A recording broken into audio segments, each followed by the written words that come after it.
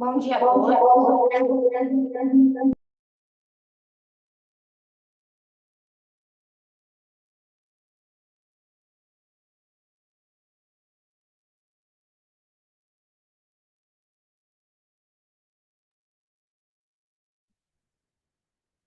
Desculpa, tivemos um probleminha aqui de áudio. Bom dia a todos.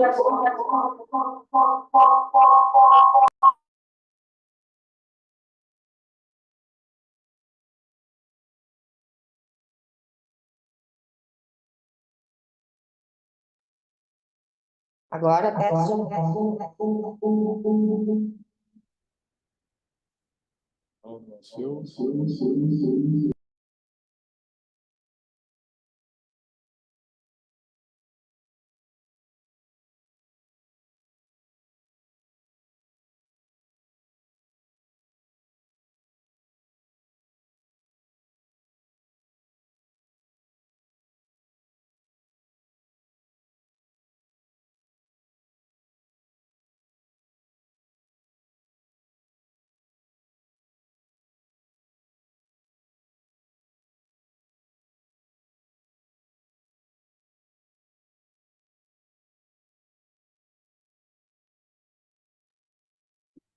Teste.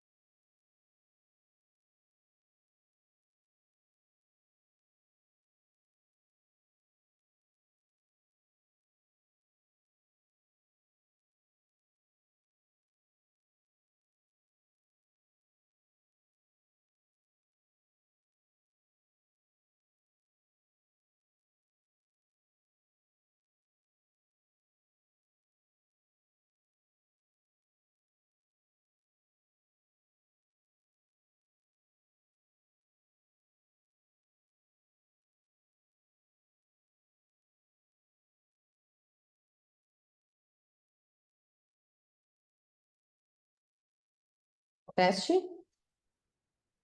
Foi?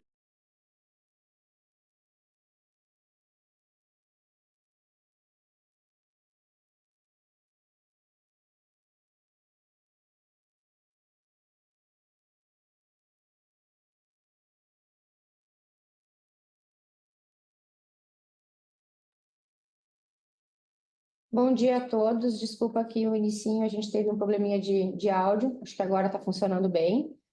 Vamos iniciar então a nossa videoconferência de resultados do quarto trimestre. Estão presentes aqui comigo o Fábio Fati, nosso CEO, e o Daniel Santos, CFO. E antes de passar a palavra para eles, eu gostaria de fazer alguns avisos. A videoconferência está sendo gravada e traduzida simultaneamente para o inglês. A apresentação vai ser projetada em português, então para quem nos acompanha em inglês, ela foi disponibilizada tanto aqui no chat como também no nosso site de RI. Qualquer pergunta de jornalistas deve ser direcionada à nossa assessoria de imprensa no telefone 11 3165 9586. E antes de continuar, esclareço que eventuais declarações relativas a perspectivas de negócio, projeções, metas operacionais ou financeiras são crenças e premissas com base em informações que a gente tem disponível hoje e não são garantias de desempenho, pois depende de circunstâncias que podem ou não ocorrer. No Q&A, as perguntas poderão ser realizadas somente por áudio. Com isso, passo a palavra, Fábio, para ti. Obrigado, Carla. Bom dia e obrigado por estarem conosco. Quero iniciar agradecendo ao nosso time pelo empenho, dedicação e engajamento com o propósito de encantar a todos. Agradecer também aos nossos mais de 20 milhões de clientes pela confiança, preferência, reconhecimento e também pelas sugestões. Agradecer também aos nossos milhares de parceiros de negócio e acionistas pela confiança, bem como ao nosso conselho de administração pela confiança e pelas excelentes contribuições. Em 2024, completamos o ciclo de investimentos mais significativo da nossa história. Ampliamos nossas vantagens competitivas, aceleramos nosso crescimento e melhoramos nossa rentabilidade de forma sustentável. Nossos resultados, principalmente no segundo semestre do ano, já demonstram de forma concreta parte dessa evolução. Nosso modelo de negócios evoluído é impulsionado por diversas iniciativas importantes que reforçam nossa posição como referência no setor em execução de moda, operação integrada e experiência encantadora ao cliente. Além disso, nosso crescimento também gera impacto positivo para os nossos stakeholders por meio das inúmeras iniciativas em moda responsável. Acreditamos fortemente que governança, sustentabilidade e inclusão social, além de necessários à nossa sociedade, também são fortes aliados na maior geração sustentada de resultados. Nossos investimentos nos últimos anos permitiram que nos alavancássemos através da tecnologia, do uso de dados e inteligência artificial para um modelo mais ágil, flexível, preciso e integrado. Estamos orgulhosos de nossas conquistas em 2024, um ano que marcou o início de um novo ciclo em nossa companhia. Estamos cumprindo com os nossos objetivos e reforçando a nossa longa e bem-sucedida trajetória no varejo sul-americano. Os benefícios do modelo seguirão evoluindo ainda mais na medida em que as iniciativas ganham tração. Os resultados operacionais do quarto trimestre reafirmam a força desse modelo. Entregamos um crescimento de vendas superior à média do mercado, com margem bruta saudável e ROIC crescente. A evolução das coleções, aliadas à flexibilidade, agilidade e precisão do nosso modelo, juntamente com melhorias de eficiência operacional, nos permitiram atingir uma geração recorde de fluxo de caixa livre. As evoluções que fizemos ao longo do quarto trimestre estão relacionadas também a algumas de nossas principais alavancas de crescimento: produtividade de loja, digitalização, operação omni e expansão orgânica. E as evoluções acontecem em todas as nossas unidades de negócio atuais e países. Em execução de moda, o uso avançado de análise de dados para identificar tendências e acelerar o desenvolvimento de coleções beneficiou as vendas, incluindo também os períodos da Black Friday e do Natal. Ao alavancar o uso de inteligência artificial para reconhecimento de tendências e identificação de produtos, nós somos capazes de capturar novas tendências e atuar com agilidade com produtos renovados, o que se refletiu no giro de estoques do período. Essa maior flexibilidade e agilidade permitiu que uma maior parcela da nossa coleção fosse desenvolvida e produzida durante a estação, ampliando o volume de peças vendidas e o total de transações. Os níveis de estoque saudáveis e bem calibrados resultaram em uma redução de 5 dias no prazo médio, e o volume de estoque antigo reduziu por mais um trimestre de forma sequencial, contribuindo para obtermos o nível mais baixo de remarcações em um quarto trimestre desde 2016. Estamos bem posicionados, com uma forte proposta de valor e com o uso de tecnologia de ponta para calibrar com precisão as preferências atuais dos consumidores. O nosso estoque renovado e ajustado se adapta com rapidez e agilidade às mudanças nos padrões de demanda, nos posicionando de forma diferenciada e única em relação ao mercado. E acreditamos que isso impulsionará ganhos contínuos de participação de mercado. Em relação ao nosso modelo de abastecimento Omni, operamos 100% por SKU, com lead time de abastecimento de lojas reduzido, o que melhorou significativamente o nível de serviço às lojas e, assim, o desempenho das vendas durante o trimestre. Esses avanços refletem o nosso compromisso contínuo em superar as expectativas dos consumidores, com excelência nas coleções e uma jornada cada vez mais personalizada, integrada e encantadora. Esse quarto trimestre foi o nosso quinto trimestre consecutivo, no qual o crescimento de vendas foi impulsionado por aumento nas peças vendidas e pelo volume de transações, reflexo dos ajustes bem-sucedidos na precificação, aderentes à nossa proposta de valor e impulsionados por nosso posicionamento e força da marca. Nossa venda por metro quadrado é referência no setor e mesmo tendo metragens médias maiores do que a média do setor, esse trimestre mostrou novamente a evolução contínua desse importante motor de crescimento e de rentabilidade. As vendas por metro quadrado do trimestre aumentaram 9%, resultado do aumento de produtividade nas operações. Iniciamos em janeiro a migração final do e-commerce da Renner para o novo centro de distribuição, e a transição completa está prevista para o segundo trimestre desse ano, o que deverá auxiliar ainda mais na nossa evolução. A digitalização contínua da jornada do cliente também contribuiu de forma relevante para as vendas por metro quadrado.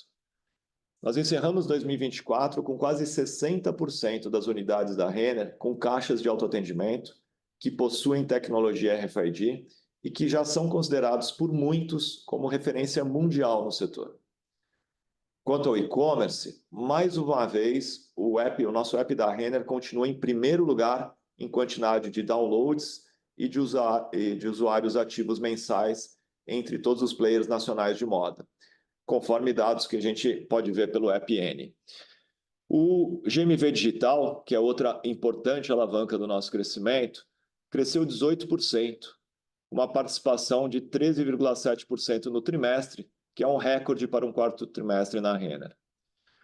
A melhora de NPS em todos os nossos negócios e canais durante o trimestre, bem como a marca superada de 20 milhões de clientes ativos, são também fortes sinais de uma jornada do cliente encantadora e bem-sucedida que se reflete em resultados passados e futuros. Conforme o Daniel discutirá em mais detalhes em breve, apesar dos aumentos de custos devido aos efeitos cambiais no período, a margem bruta do varejo permaneceu em níveis saudáveis no quarto trimestre e estamos satisfeitos com a tendência positiva que segue até aqui, impulsionada pela precisão e agilidade da nossa execução de moda. Vale lembrar que ainda não alcançamos todos os benefícios do nosso modelo, os quais serão gradualmente capturados na medida em que a operação avança em sua evolução e ganha tração. Na Camicado, as vendas por metro quadrado aumentaram 17%, novamente com aumento no volume de transações e itens por sacola, bem como forte aumento na margem bruta de 3,1 pontos percentuais, outro recorde do quarto trimestre. Novamente, em mais um bom trimestre, esse negócio demonstra o acerto na revisão estratégica da Camicado, iniciado há pouco mais de 2 anos atrás, além da contínua evolução da execução e da gestão comercial e operacional da empresa. Fechamos seletivamente algumas unidades no passado, realizando uma otimização do parque de lojas, e hoje estamos conseguindo investir mais na renovação das unidades e crescimento das vendas por metro quadrado. A ampliação do desenvolvimento de nossa marca própria e de produtos exclusivos, aliado a uma gestão eficiente dos estoques, continua proporcionando resultados crescentes em venda e em rentabilidade para também a nossa marca Camicado, mesmo em um cenário desafiador para esse setor, demonstrando aí o potencial do nosso modelo também nesse setor. As vendas da Youcom também cresceram significativamente durante o trimestre. Uma boa aceitação da coleção de alto verão, uma forte execução operacional e um maior engajamento do público-alvo com a marca. O aumento de 19% nas vendas foi mais que o dobro da média do mercado, refletindo iniciativas bem-sucedidas para apoiar uma jornada mais integrada e encantadora. A Youcom continua com um grande potencial de crescimento e evolução contínua da rentabilidade, tanto pelo aumento das vendas em mesmas lojas, quanto pelo crescimento do digital e também pela expansão orgânica, que ainda não chegou à metade do seu potencial. e pela entrada em mais uma importante fase, onde teremos a oportunidade agora de ampliar a metragem média das lojas gradualmente, proporcionando ainda maior atratividade para os nossos clientes e alavancagem de resultados operacionais para o nosso negócio. Na Realize, nós aprimoramos a gestão de crédito e riscos e a proposta de valor. Oferecemos benefícios exclusivos aos nossos clientes que têm contribuído para o aumento da base de clientes do varejo. A estratégia na Realize confirmou sua relevância como impulsionadora do varejo, tanto no financiamento das vendas, que aumentou a sua participação, quanto na fidelização dos nossos clientes. E tudo isso com rentabilidade. O resultado da financeira cresceu significativamente no trimestre e mais do que dobrou no ano, com redução significativa do risco da carteira. Eu passo a palavra ao Daniel para apresentar uma análise mais detalhada dos nossos resultados. Obrigado, Fábio. Bom dia a todos. Comentando aqui um pouco sobre o crescimento do trimestre. Neste quarto trimestre, a gente atingiu 9,7% de crescimento.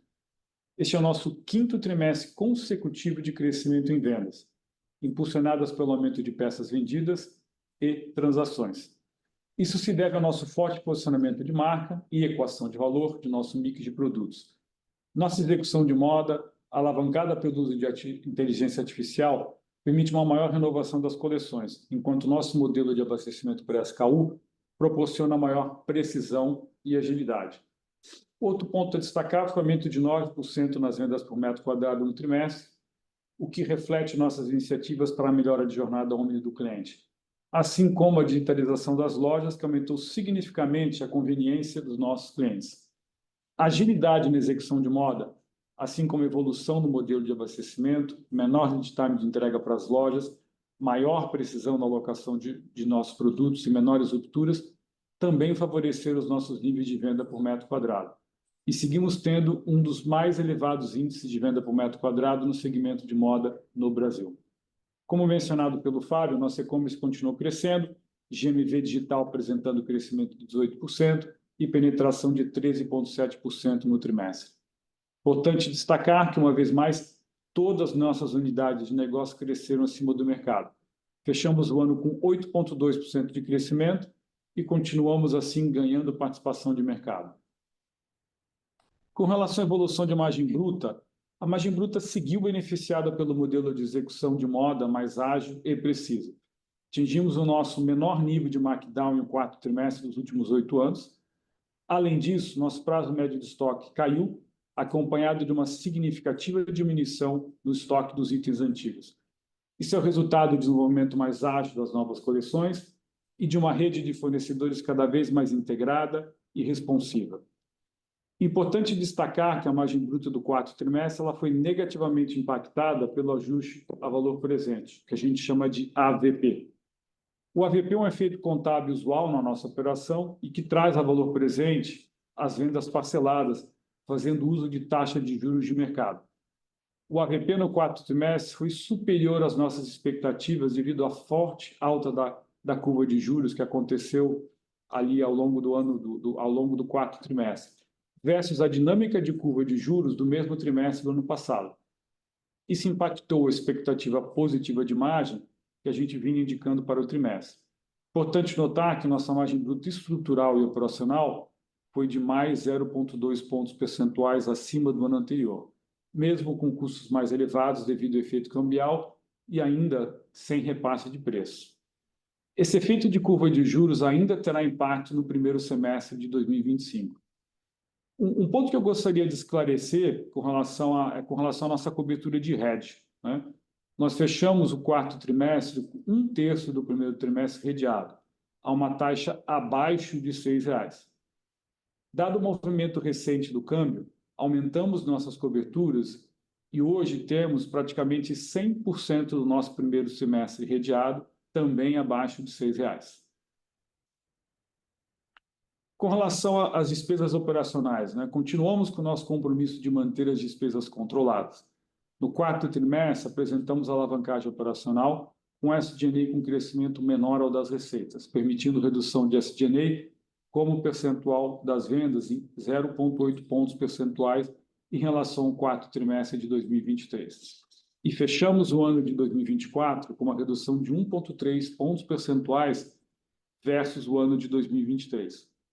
O aumento das despesas de venda durante o trimestre refletiram comissões de vendas mais elevadas, bem como ajustes salariais retroativos relacionados a períodos anteriores e um pouco de calendarização de despesas que ocorrem ao longo do ano. O crescimento de participação dos lucros dos colaboradores também aumentou, devido justamente à superação das metas de desempenho do ano de 2024, comparado ao desempenho abaixo das metas em 2023.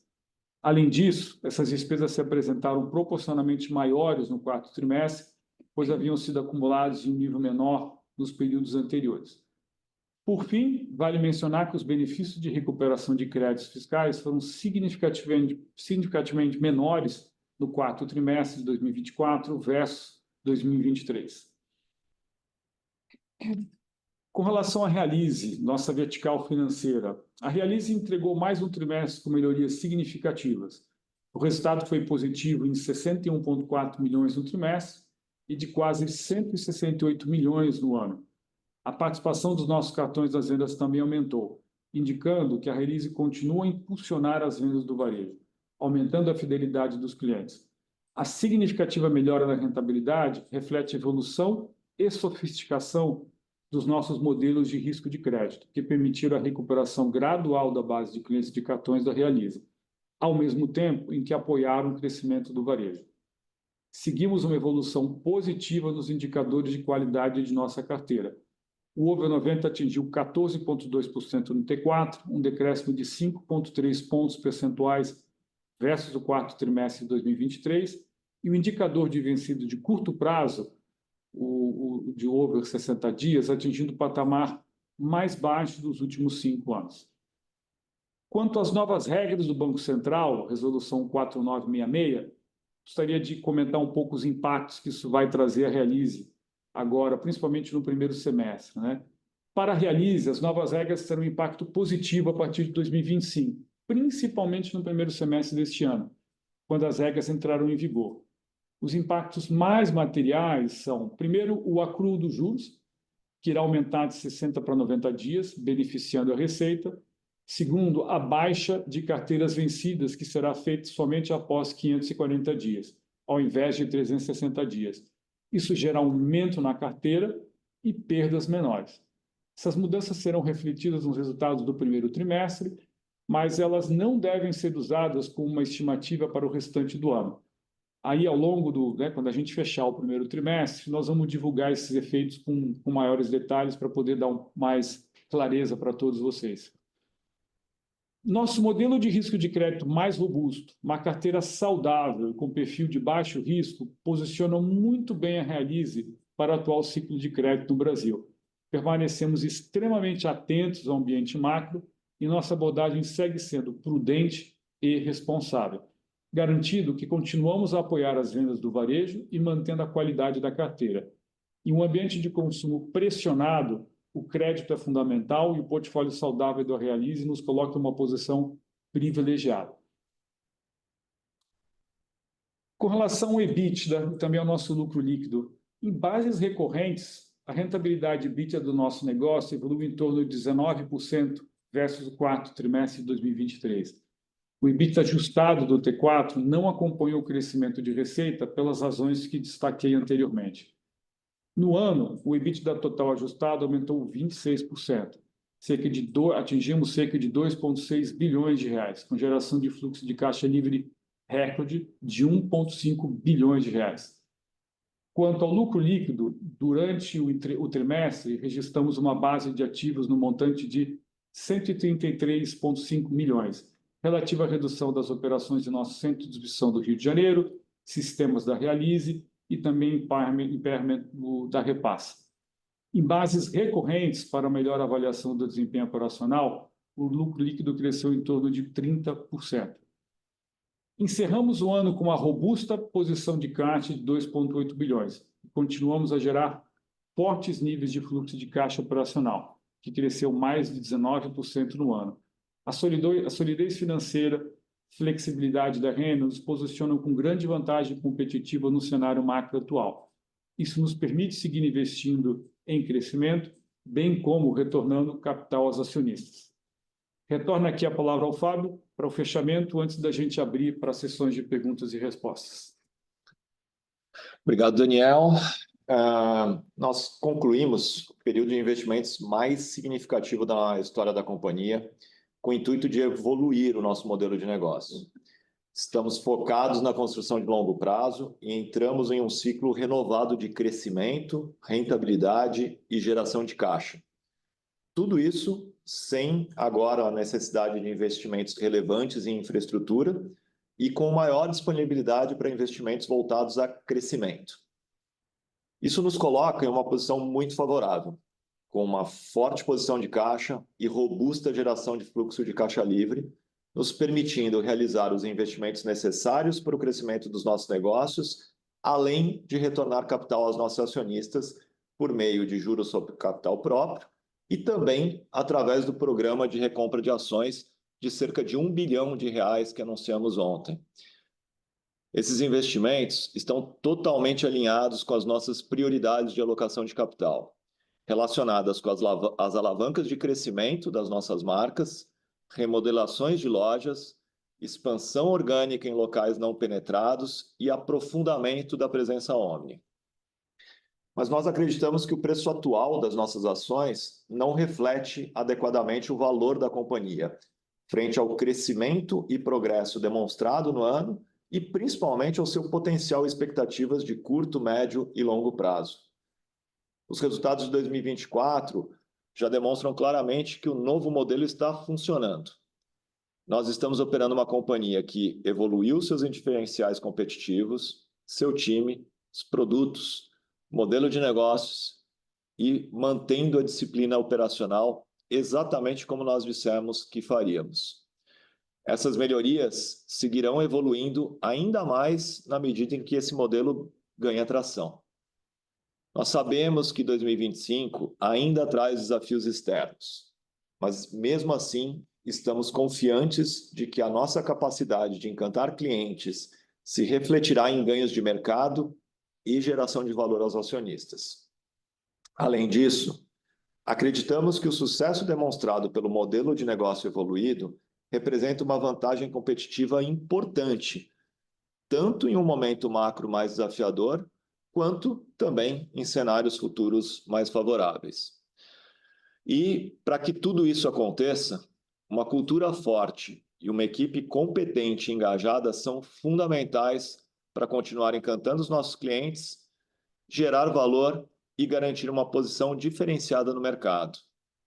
Em 2024, nós atingimos o nosso recorde histórico de engajamento dos nossos times, o que nos dá ainda mais confiança em resultados positivos sequenciais. E para finalizar, gostaria de compartilhar com vocês que 2025 será um ano especial para nós, pois é o ano que vamos completar 20 anos de corporation, como a primeira corporation do Brasil, e 60 anos como empresa.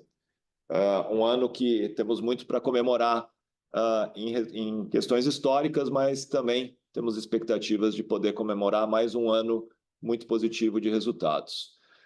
Gostaria também de convidar a todos para participar da nossa Assembleia Geral de Acionistas, que acontecerá no dia 24 de abril. Peço a Carla que dê início agora à parte de perguntas e respostas. Obrigada, Fábio. Bom, com isso, então, a gente inicia a nossa sessão de Q&A. Para fazer pergunta, por favor, levante a mão no botão. E, para otimizar o tempo e atender ao maior número de participantes, solicitamos que cada analista faça apenas uma pergunta por vez. E, se necessário, se tiver mais perguntas, por favor, retorne à fila para fazê-las. Com isso, então, começando aqui, a nossa primeira pergunta vem da Dani Eiger, da XP. Tudo bem, Dani? Oi, bom dia, pessoal. Obrigada por pegar minha pergunta. Eu tenho duas. A primeira, ela, na verdade, é meio um apanhado um pouco de crescimento versus rentabilidade, né? Essa é uma discussão que a gente está vendo que está permeando o varejo como um todo, né? Até entre categorias também isso tem sido um debate, principalmente olhando para 25. Então, eu queria, se puder, que vocês trouxessem um pouco a perspectiva de vocês. Acho que vocês passam, né? Você, Fábio, no seu comentário, no release e também agora, mas fala sobre essa questão de ter um ambiente talvez um pouco mais desafiador aí em 2025, já tendo alguma estratégia de segurar esse repasse de custo, né? Aí vocês comentam de FX no quarto tri, mas também isso deveria ser um headwind aí para 2025. Então, se vocês pudessem talvez nos ajudar a equacionar um pouquinho esse balanço entre crescimento e margem, e aí conectando também esse caminho da margem bruta em relação aos níveis de 2019, né? Eu acho que a gente se ancora muito nesse patamar, né, como uma referência aí de meta, né, para chegar. Então, quanto que a gente consegue imaginar nessa evolução? E aí, só um parênteses em crescimento do TRI, se vocês pudessem nos ajudar a dimensionar um pouquinho o que foi impacto Argentina, eu acho que também seria legal. E aí, se vocês pudessem, né, no comentário de crescimento e volume, trazer uma visão de como começou o ano, acho que também seria muito bacana. E aí, minha segunda pergunta é mais relacionado aí, talvez, nessa dinâmica do pagamento de bônus, né? Eu acho que tem uma certa dinâmica esperada, mas aí surpreendeu um pouquinho a gente, né, o montante. Acho que seria legal entender um pouco quais são as principais métricas que vocês buscam aí internamente. Aí eu imagino que, né, diretoria, gerência, isso muda, mas tanto para o pagamento do bônus de 2024 quanto para 2025. Não sei se ainda se houve algum reajuste, enfim, de qual métrica está se buscando, se é margem bruta, se é EBITDA, enfim. Acho que seria legal também para pensar nesse alinhamento com os acionistas. Obrigada. Obrigado, Dani. Bom, na verdade, eu anotei aqui umas 4 perguntas, mas vamos lá, vamos tentar pegar todas aqui, se eu anotei todas. Primeiro, a questão de crescimento com a rentabilidade, né? Acho que, não sei se a gente foi claro na fala e no material, e é bom a call para nos permite explicar, a gente continua tendo crescimento com rentabilidade, né? A questão da margem bruta, né? O que a gente quis dizer é que, apesar dos efeitos de câmbio e todas as pressões que pode se ter, mesmo assim a gente tem uma margem bruta crescente, né? A gente cresceu 0,2 pontos percentuais numa base comparável, né? A gente tem um efeito não recorrente, que é do AVP, que o Daniel explicou, que acontece quando você tem um crescimento na taxa de juros, quando a gente traz a valor presente, ele come um pouco da margem. Num cenário de crescimento de taxa de juros, ele impacta, então pode impactar em próximos crescimentos levemente. Numa estabilização, ele não impacta nada. Em cenários futuros de queda de taxa de juros, ele joga a favor, né? Ele acaba ajudando a margem. Mas comercialmente, né, tirando com efeitos de câmbio e com tudo que tem, nós crescemos 0,2 pontos percentuais a margem e a gente continua tendo expectativas de margens saudáveis, né, mesmo nesse cenário. Se o cenário fosse melhor, a gente teria uma expectativa de crescimento de margem, né, podendo buscar os nossos melhores patamares, sim. Mas a gente entende que a gente pode continuar crescendo com margem saudável, mesmo nesse cenário. Por quê? Porque a gente investiu muito no nosso modelo de negócio, a gente está trabalhando, que é uma coisa que às vezes a gente tem destacado ali, a geração de caixa, e é uma questão muito importante para o varejo, né? Trabalhar crescimento de vendas com estoques menores é muito importante, né? Às vezes se cresce venda com estoques maiores. A gente está fazendo realmente um crescimento de venda com estoques menores, só que estoques menores sendo renovados constantemente. Então, você tem uma novidade constante nas lojas, o que atrai fluxo de clientes, eleva vendas e aumenta a margem, né? Então, a gente tem conseguido offsetar o headwind de câmbio, de qualquer outro custo crescente, através de ganho de eficiência do modelo. A gente consegue transferir bons preços para os nossos clientes, com ótimas margens para a gente, para a cadeia, né? Mesmo num cenário onde os custos às vezes estão pressionados por taxa de câmbio ou qualquer outro fator.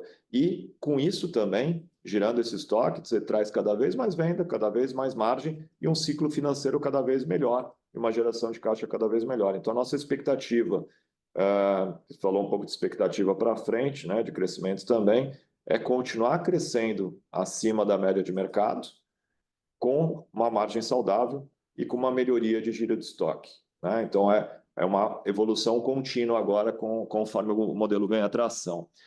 Sobre o crescimento da Argentina, impacto da Argentina no último TRI, diria que ele não é relevante, é uma operação pequena para a gente, né? Mas sim, a Argentina tem ajudado.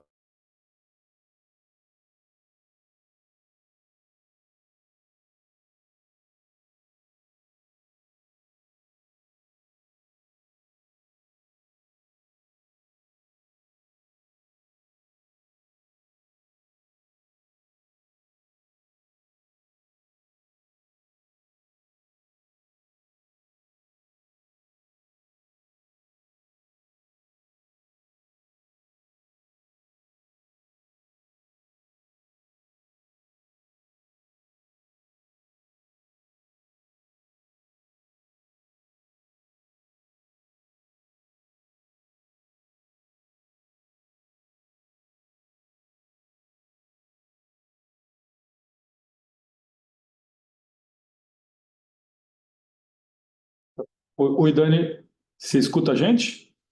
Agora sim, acho que travou aqui, mas quando você estava falando da Argentina, que estava ajudando, aí travou por aí. Tá, então não, a Argentina ela é muito pequena na operação, né? Um efeito pequeno no crescimento total, mas ajuda, né? A recuperação da Argentina tem ajudado sim, e é positiva. Sobre o trimestre, a gente tem visto, né, que as vendas continuam em linha com as nossas expectativas. Nossa expectativa é crescer acima do crescimento médio do mercado, então a gente entende que continua em linha e a gente não tem visto nenhuma deterioração de mercado, né? Um movimento muito semelhante. Com relação ao pagamento do profit share, do bônus, só terminar essa aqui. A gente, na verdade, o profit share foi equilibrado, né, com o nosso histórico, né? Na verdade, foram níveis muito semelhantes a 2019. A gente teve um pagamento normalizado. A diferença é 23, na verdade, né? O ponto fora da curva é 23. Nosso profit share não é um percentual de lucro, na verdade, são metas de superação para o time, que, se não atingidas, você tem um pagamento ou muito baixo ou inexistente. Então, em 23, a gente ficou abaixo das nossas expectativas, então o profit share foi muito reduzido. Quando a gente olha o 24 comparando com o 23, você tem um crescimento alto, porque o 23 foi muito baixo, né? O 24 foi um resultado bastante normalizado, não foi nada fora do normal, ao contrário, foi bem de acordo com o histórico normalizado. As principais métricas que a gente tem para o time estão relacionadas a ROIC, EBITDA, EBIT, desculpa, ROIC, EBIT e vendas, né?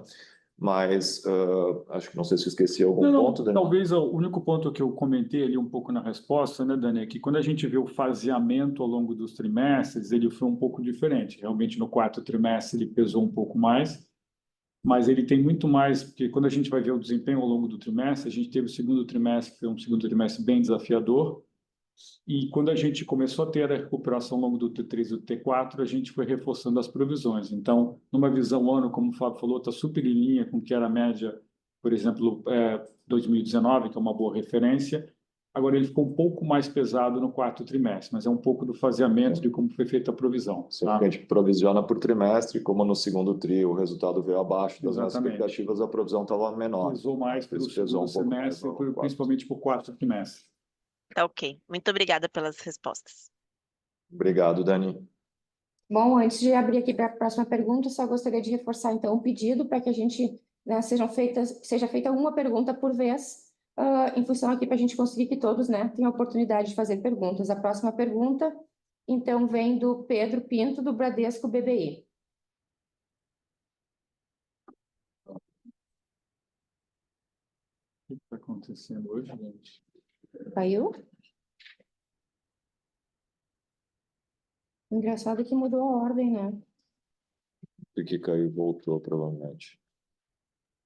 A gente consegue te ouvir. Eu não sei se vocês estão me ouvindo, mas eu ainda estou aqui podendo ouvir, não Então sei se é pronto, alguma coisa tá assim. funcionando, então. Desculpa, para a gente Agora- caiu a conexão aqui, mas A vocês estão gente ouvindo aí, escuta, pode mas não te continuar. vem. A gente escuta, mas não te Tá vem. bom. Então, Então, agora Então voltou. vamos. Mas eu acho que Então, deve ter algum problema que é o Pedro que tem que falar, não eu, né? só- Pedro, Mas obrigado pela ajuda, obrigado. Dani. eu acho que só o microfone ainda Imagina. do Pedro que não deve estar aberto, por isso. Agora foi? Oi, Estamos te ouvindo desculpa. agora, Zé. Boa. Valeu, pessoal. Obrigado. Bom dia a todo mundo. Obrigado por pegar minha pergunta. Então, até para respeitar o espaço para uma pergunta só, eu vou dar um duplo clique aqui, né, um follow-up em cima da pergunta da Dani, né, de PLR, né? A gente lembra que depois do quarto TRI de 2021, vocês recalibraram bem as regras, né? E aí eu acho que esse ano, principalmente nesse trimestre, existiu em algum grau algum descompasso, né, de expectativa da companhia, a expectativa que a gente tinha nos números aqui. Então, e até aproveitando esse timing, né, de começo do ano, né, com orçamento e meta já desenhado internamente, talvez uma oportunidade legal para a gente debater quais são esses thresholds, né? Você comentou de ROIC, EBIT, vendas, mas quanto, né, crescer vendas mais que o mercado, né? Quanto que vocês esperam que o mercado cresça, né? Quanto que a margem EBIT a gente poderia trabalhar aqui, né? A gente tem uma última indicação, talvez no Investor Day de 22, mas nada muito palpável, só para a gente não abrir uma boca de jacaré de expectativa e estar mais ou menos alinhado, se a gente puder ir mais no detalhe sobre essa questão aqui. Bom, Pedro, está correto na primeira fase. A gente implementou algumas regras no nosso plano de remuneração variável para todo o time, né? Lembrando que é para os 25 mil colaboradores. E a gente tem alguns tetos, né, para não ter nenhum valor que seja ofensor ao nosso resultado, né? A calendarização ali nos trimestres ocorreu realmente porque a gente, no meio do ano, tinha, principalmente pelo efeito das enchentes ali, segundo trimestre, uma visão de uma não superação, uma superação menor. Então, a gente provisionou menos e, ao longo do terceiro e quarto tri, com os resultados vindo mais em linha com as expectativas, a gente voltou a provisionar. Então, teve uma provisão pouco maior no quarto tri, mas se você olhar efeito ano, ele é muito semelhante ao que foi em 2019 e outros anos anteriores, né? O 23, que é o fora da curva.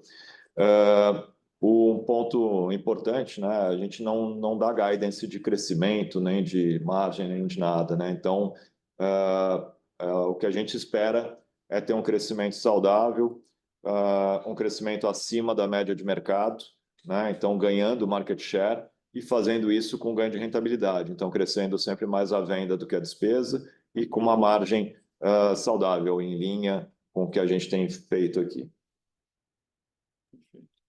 Tá bom, muito obrigado. Valeu, pessoal. Bom dia. Obrigado, Pedro. A próxima pergunta vem do Eric Wang, do Santander. Tudo bem, Eric? Bom dia, pessoal. Obrigado por pegar a nossa pergunta.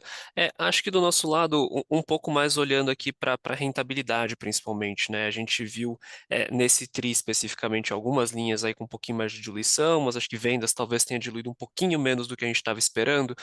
Então, entrando um pouco nessa linha, né, de crescimento, olhando para a rentabilidade, só um pouco entender um pouco melhor o que dá para a gente pensar aqui em grandes linhas, onde vocês enxergam um pouco mais de potencial de diluição de despesas agora em 25, acho que principalmente tendo em mente aí o faseamento, né, do CD, enfim, acho que tentando entender um pouco melhor como essas coisas deveriam conversar para essa cabeça de margem em 25, olhando principalmente para despesas aqui, né?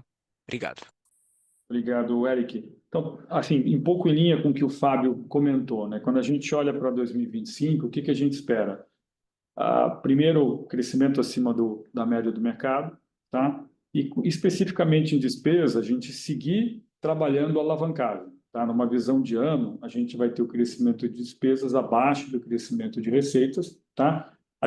É bom a gente lembrar que às vezes a calendarização disso ao longo dos trimestres, pode ser que você tenha um mês, você tenha mais um trimestre mais alavancagem, outro menos alavancagem, que é um pouco do que aconteceu ao longo do ano de 2024, então é bom a gente ter isso em mente, tá? Mas como visão do ano, essa é a nossa expectativa. Nós vamos seguir buscando, né, um crescimento de despesas abaixo do crescimento de receita e, com isso, permitindo que o negócio possa gerar um crescimento de margem EBITDA.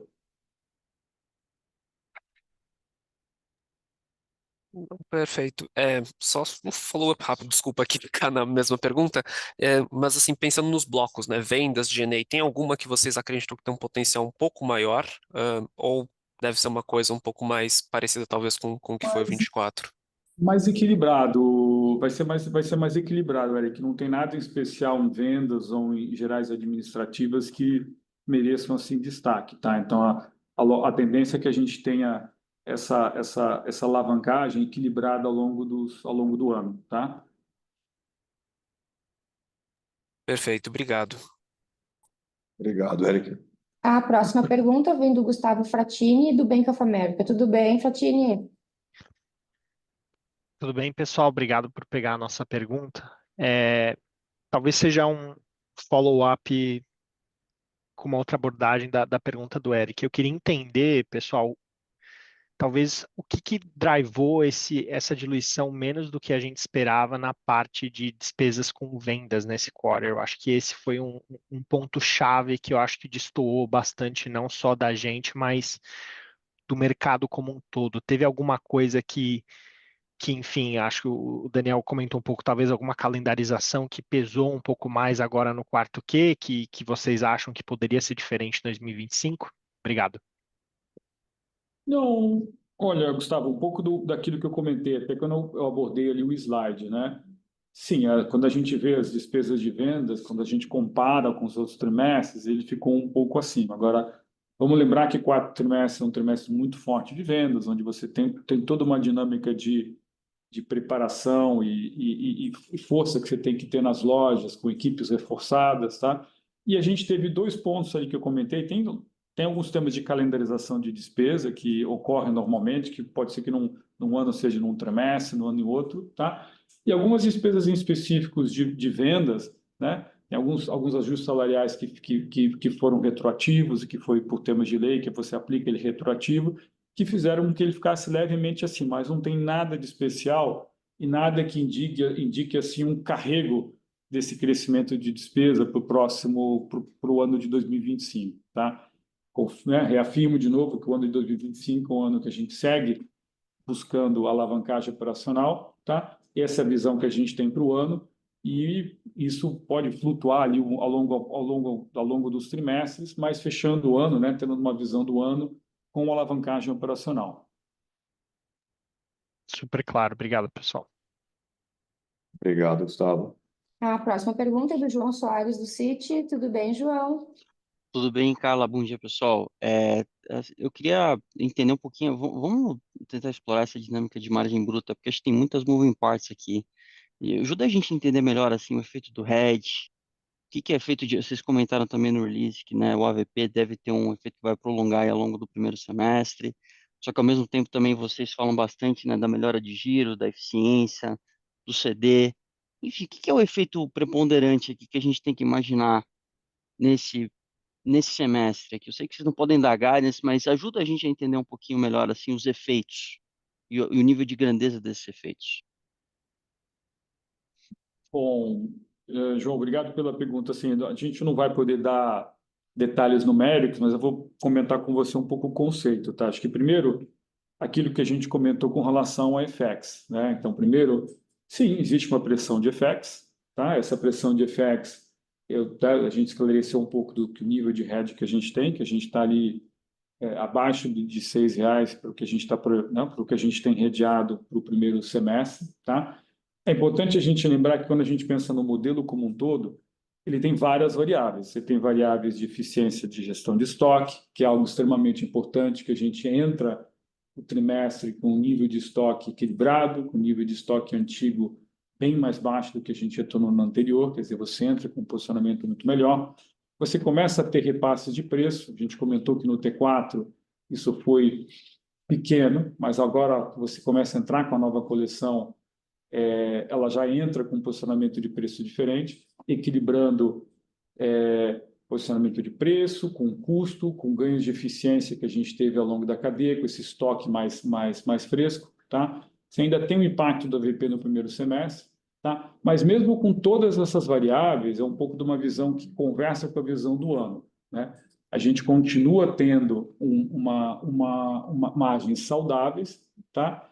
e relativamente estáveis versus ao ano anterior, tá? A gente tem, logicamente, aí eventualmente um potencial, tá? Isso depende, logicamente, de como é que essas variáveis de custo e de FX vão evoluir ao longo do ano, mas margens saudáveis e relativamente estáveis, tá?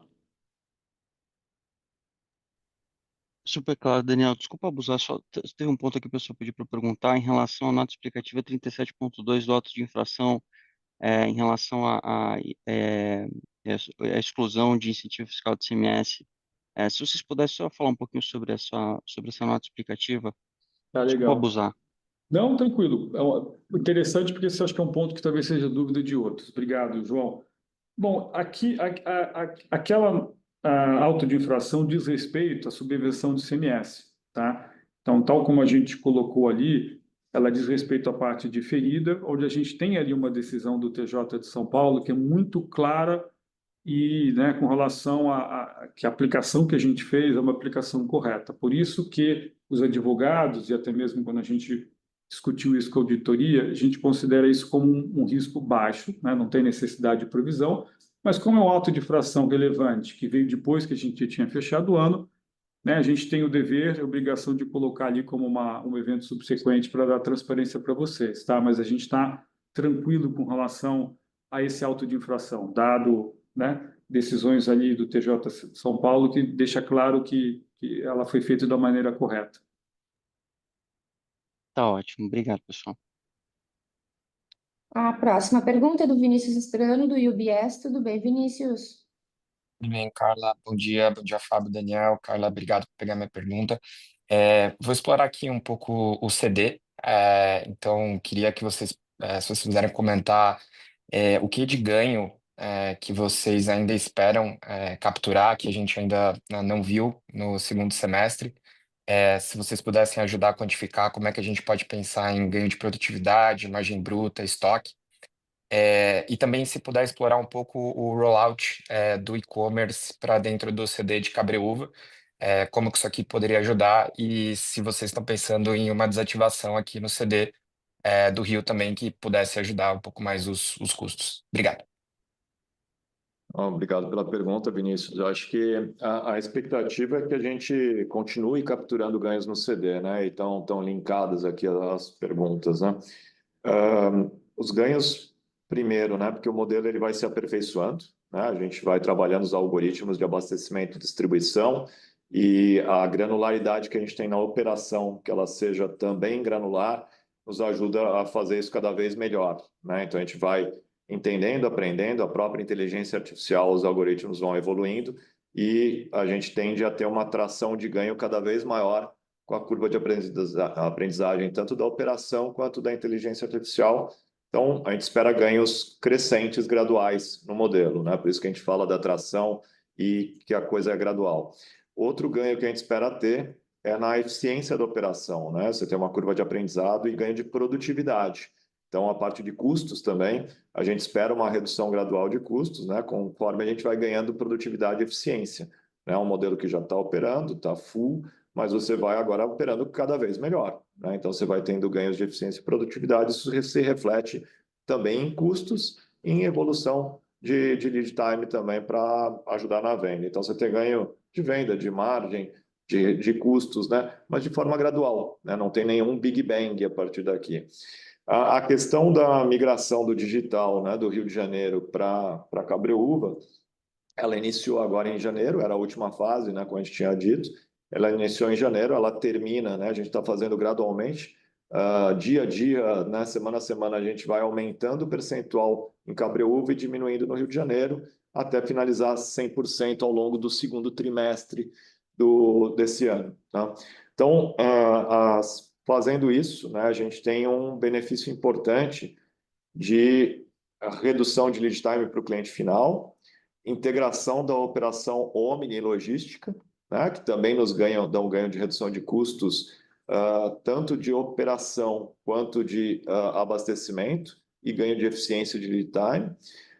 Fora isso, né, a gente passa a ter agora efetivamente 100% do estoque disponível para os clientes, né, porque a gente tinha para os clientes digitais, a gente tinha a parte das lojas e parte do centro de distribuição disponível para os clientes no digital. agora a gente passa a ter todas as lojas e todo o estoque do digital disponível. Então, você amplia tanto o sortimento quanto a profundidade de produtos, aumentando a possibilidade de conversão, reduzindo o custo operacional, reduzindo o custo de entrega e acelerando a velocidade de entrega. Então, acho que ainda tem ganhos importantes para a gente colher, tanto da curva de evolução do que já foi feito, quanto da migração do digital do Rio de Janeiro para São Paulo, né? Quanto ao CD do Rio de Janeiro, né, a gente está na conta, né, que ele continua operando de uma forma muito pequena, né, de uma parte de recebimento, de cross-docking, né, ele vai reduzindo sua operação. Então, devido a isso que a gente fez uma baixa de boa parte ali dos custos do CD do Rio de Janeiro, que interferiram, né, de forma não recorrente nos resultados do quarto trimestre, mas que limpam também a base de despesas daqui para frente, né? Então, ele é não recorrente, ele é pontual e ele é positivo daqui para frente, né? Então, a gente ainda continua com uma operação pequena lá, mas daí já numa base de custos menor, né? Daniel, não sei se você quer agregar alguma coisa. Sabe? Isso mesmo. Não, perfeito. Obrigado, Fábio. Obrigado, Obrigado, Vinícius. Vinícius. A próxima pergunta vem do Felipe Rached, do Goldman Sachs. Tudo bem? Oi, Felipe? obrigado, Carla. Tudo bem? Tudo bem, Fábio? Tudo bem, Daniel? Eu queria explorar um pouco mais o tema de expansão. Vocês passaram o guidance de 25 a 35 aberturas para 2025, a maior parte em localidades novas, né? Vocês conseguem dar um pouco mais de cor de como as safras mais recentes desse perfil novo de loja têm maturado? Entendo que essas novas localidades têm um pouco de loja de rua, mas elas ainda têm bastante loja de shopping, né, nas últimas inaugurações. Se vocês puderem falar um pouco sobre a evolução desse mix e de como vocês estão vendo o unit economics de loja de rua versus shopping, seria ótimo também. Obrigado.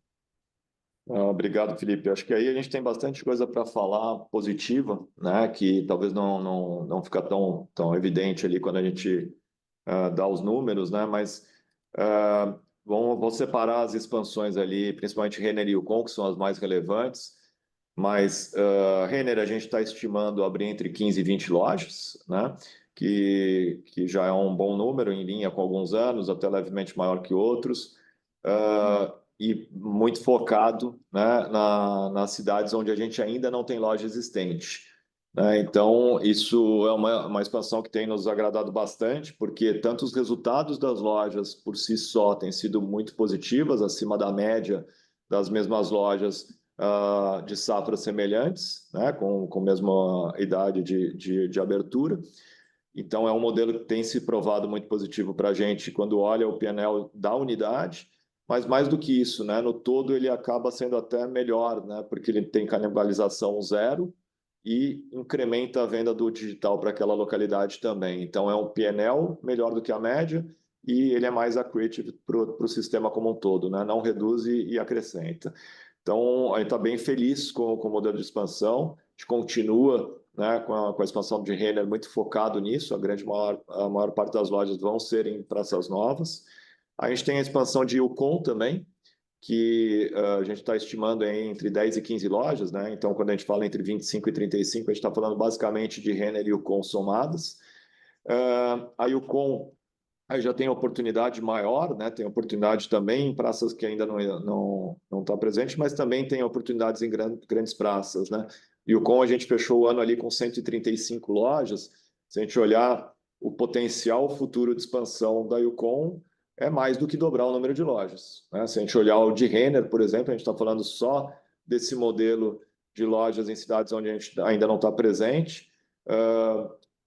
Se a gente pensar em cerca de 400 municípios, mais ou menos, com mais de 50 mil habitantes, que a gente ainda não está presente, né? Não diria que todos eles a gente pode ter uma Renner, mas eu diria que na maioria deles sim, né? Então, você tem um potencial grande de Renner nessas praças, ainda de expansão futura, você tem um potencial grande de Yukon em todas as praças também de expansão futura. E o Yukon tem um adicional. Yukon, além de ter uma oportunidade de dobrar o número de lojas para frente, né? E a gente está falando de 10 a 15 nesse ano, a marca está com uma oportunidade muito forte pela sua força de marca, pelo seu tamanho de importância no mercado, a principal marca jovem brasileira. de poder ampliar um pouco mais o sortimento e, com isso, ter lojas de metragens médias um pouco maiores. A gente já fez alguns testes no ano passado, foram muito bem sucedidos. Então, a gente tem a oportunidade tanto das novas lojas de Yukon serem um pouco maiores do que a metragem média, quanto de lojas existentes da Yukon também poderem ser ampliadas, principalmente as que têm a venda por metro quadrado mais alta. Então, você tem novas lojas ou mais metragem através de lojas existentes e Camicado, acho que seriam aberturas pontuais. A gente fez uma boa gestão do portfólio de Camicado, encerramos lojas que deveríamos encerrar. Renner também fizemos isso nos 2 últimos anos, Yukon pontualmente também. Então, eu diria que 23 e 24 a gente manteve uma boa abertura de lojas, mas fez um fechamento de lojas um pouco acima do nosso normal para fazer essa higienização do nosso portfólio, para trabalhar melhor o nosso portfólio de lojas. Esse movimento terminou. Então, quando a gente fala de 25 a 35 lojas entre Renner e Yukon, sem contar pontualmente alguma coisa de Camicado, a gente está falando que isso é basicamente o crescimento líquido do número de lojas, né? A gente pode sim sempre ter um ou outro fechamento, mas se tiver nesse ano vai ser bastante pontual. Ao contrário, quando a gente olha o número de aberturas líquidas em 23, ele foi de uma loja, né? Em 24 foi de 14. Agora, a gente está falando que ele é quase 100% o número de lojas abertas e ainda algumas oportunidades de ampliação. Perfeito. Boa, muito claro. Obrigado, Fábio. Obrigado. Obrigado, Felipe. A próxima pergunta vem do Joseph Giordano, do JP Morgan. Tudo bem, Joey? Olá, bom dia, tudo bem? Carla, Fábio, Daniel, obrigado pela pergunta. Acho que explorar um pouquinho, talvez, né? A gente falou muito das principais variáveis CD, olhar um pouco para fora da Renner, olhar para o ambiente competitivo. Quando a gente olha ao longo dos últimos 5, 6 anos, a gente vê uma queda consistente do ticket da companhia em termos reais, que de certo modo reposiciona a companhia, pelo menos aparentemente, em relação aos PIs, né? Então, aquele gap histórico ele se fecha bastante. Eu queria entender de vocês hoje como é que a gente deveria pensar, né, na construção das coleções em termos de ticket médio, né, para ter o que seria repasse de preço, até tendo em vista o ambiente cambial, né, ou seja, se a gente pode ter algum ajuste de mix daqui para frente, até esse ambiente macro mais adverso. E olhando um pouco para a Realize, né, como é que vocês enxergam o potencial de reacelerar, né? Então, acho que talvez se tem uma surpresa positiva esse trio que foi a Realize. Eu queria entender se isso aqui poderia ser uma ferramenta talvez mais relevante de top line para 2025. Obrigado. Obrigado, Joseph. Com relação a ticket médio, repasse de preço, eu diria que em 24 a gente conseguiu, né, manter os nossos preços bastante estáveis, né, e até em alguns preços mais importantes ter uma leve redução, apesar da pressão de câmbio, apesar da inflação. Com isso, a gente teve um crescimento em 2024 baseado em volume, né? A gente não teve um crescimento de preço, teve um crescimento de volume. Quando a gente olha para 25, né, a gente vê a inflação continuando crescendo e a gente vê ajustes de preço na concorrência, né? O ambiente concorrencial já traz preços mais elevados. Então, o que a gente tem trabalhado é para a gente manter nosso posicionamento. A gente estima ter um repasse de preço talvez levemente abaixo da inflação, né? O que traria, né, no crescimento previsto para a gente para esse ano um componente daí não só 100% em volume de peças e transações, mas um blending entre volume de peças, transações e preço, né? Mas eu diria que ainda assim a maior parte do crescimento vem por peças e transações e um volume menor ali por preço, que provavelmente a gente deve conseguir trabalhar levemente abaixo da inflação, continuando, né, com uma proposta mais atrativa aos nossos clientes e mesmo assim com uma margem saudável, né, e bastante com uma expectativa de uma estabilidade da nossa margem também. Sobre a Realize reacelerar, acho que a gente está bem feliz com a Realize, né? Acho que é importante num cenário como várias pessoas têm desenhado aí ao longo do ano de 2025, né? Um cenário que pressiona o consumidor e pode colocar em risco uma inadimplência. Você ter uma carteira tão saudável quanto a gente tem na Realize nos permite, né, tomar decisões, né, mais assertivas, né, conceder o crédito para quem precisa e pode pagar na quantidade necessária. Então, ela já tem sido uma alavanca importante, mas com muita tranquilidade, muita responsabilidade. A gente não tem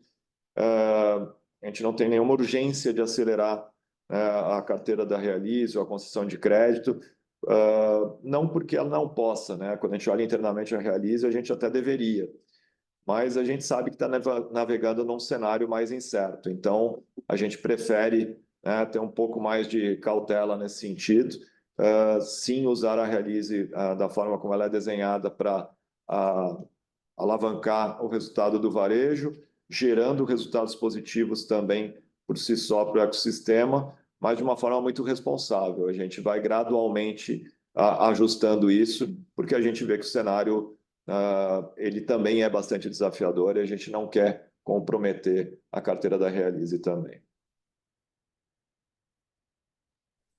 Perfeito, obrigado. Obrigado, Joseph.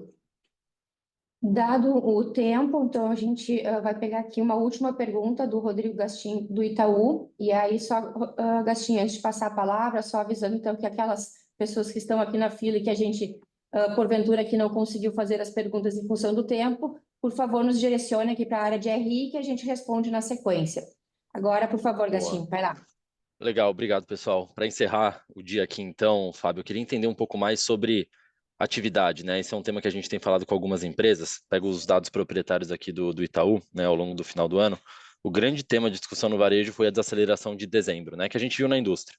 Então, o que eu queria perguntar para vocês ajuda a gente só a entender qualitativamente, obviamente, como é que foi essa evolução ao longo do TRI, né? Se de fato atividade, de alguma maneira, vocês perceberam também uma desaceleração em dezembro, e mais do que isso, né? A grande discussão é eventualmente como isso se comporta no começo de 2025, né? Para ver política monetária, se está antecipando desaceleração ou não. Então, qualquer, enfim, indício qualitativo que vocês possam dividir com a gente sobre começo do ano também, se teve alguma mudança, alguma recuperação frente a dezembro, como mostram os nossos dados proprietários, acho que ajudaria bastante. Obrigado. Bom, Gastim, obrigado pela pergunta. Infelizmente, a gente não comenta períodos menor do que trimestre, tá? Mas posso te comentar eventos, né? Em vez de mês ou períodos. Eu acho que, como eu falei ali na abertura, o evento de Black Friday foi muito positivo, o evento de Natal foi muito positivo também. Acho que a gente, olhando para 2025, né? Então, ao trimestre vocês têm o número, a gente não abre por mês, mas olhando para 2025, a gente não vê nenhuma desaceleração, nenhuma degradação de ambiente, pelo menos nos nossos números internos aqui, a gente vê um cenário conforme a gente tinha esperado ali, e acho que continuamos olhando o cenário de crescimento sem nenhum sinal de desaceleração. Perfeito. E se me permitir só um follow-up rápido aqui na sua primeira resposta, Fábio, me perguntaram aqui ao longo do call, do ponto específico da Argentina, uma conta que o pessoal tem feito para tentar entender o impacto da Argentina, acho que no quarto tri do ano passado, acho que prejudicou a venda de vocês em aproximadamente 1 ponto percentual, né? O semi-store, vocês abriram isso. E uma conta, né, um raciocínio que o pessoal tem feito você tem esse ponto de volta, né? E, obviamente, você teve uma dinâmica de inflação maior ao longo do ano e toda a questão da desvalorização cambial. Ou seja, é como se o efeito de Argentina, ou a representatividade da Argentina agora nesse quarto tri, para vocês fosse maior do que esse algo perto de 2 pontos percentuais. Não estou pedindo o número também, mas vocês podem só dar uma ideia se realmente teve uma relevância boa a Argentina nesse trimestre, se tem ajudado as vendas de vocês nessa magnitude? Gastinho, assim, a gente normalmente não abre venda por região, nem por país, né, nada disso, e não, realmente eu te peço desculpas, mas a gente não abre. Por que a gente falou de Argentina no ano passado? Porque não foi sobre a venda, né, foi um efeito contábil cambial, né, então a gente quis dar clareza e transparência sobre o efeito na questão do câmbio, né, e não sobre venda, né. Tem que pensar que venda na Argentina sim está ajudando, não tenho dúvida. A Argentina está se recuperando rapidamente e está ajudando, mas são só 4 lojas que a gente tem lá. É bastante pequena a operação, mas é positivo. Te diria que é positivo. Agora, eu posso dizer o seguinte, que assim, não é esse tamanho. Não é o tamanho. Não é. A gente seja qual for a conta que estão fazendo, não é o tamanho que vocês estão pensando. Não é isso, tá? Porque se fosse desse tamanho, naturalmente a gente teria que dar o disclosure e comentar com vocês, se fosse algo material. mas não é Uhum. desse tamanho que estão eventualmente conjecturando aí. O Tá? disclosure do ano passado ele não foi relacionado pelo impacto da venda ter sido bom ou ruim, foi no impacto PNL de inteiro. câmbio, né? Exato. E foi do PNL inteiro, por isso que a gente abriu, porque foi um impacto geral, né, de uma adesão de câmbio ali e que impactava todos os números, né? A gente não costuma abrir venda. É uma boa venda, está se recuperando, mas é muito pequena frente à nossa operação, né? A gente tem 686 lojas, lá tem 4. Fora o online que lá ainda não tem. Uhum. Não, ajuda bastante. Valeu, pessoal. Obrigado. Bom dia. Obrigado. Obrigado, Gastinho. Bom, com isso encerramos então a nossa sessão de Q&A. Então, Fábio, passo a palavra para ti para algum comentário final. Não, obrigado, Carla. Obrigado a todos, né? Agradeço aqui a presença de todos e queria reforçar a confiança no desempenho dos nossos times e parceiros, que são engajados com o nosso propósito de encantar a todos os nossos clientes e também, consequentemente, encantando os nossos clientes, encantar os nossos acionistas, conselheiros e demais stakeholders. Estamos confiantes no desempenho futuro da nossa empresa. Obrigado. Obrigado, pessoal. Até a Bom dia próxima. para vocês. Bom final de semana.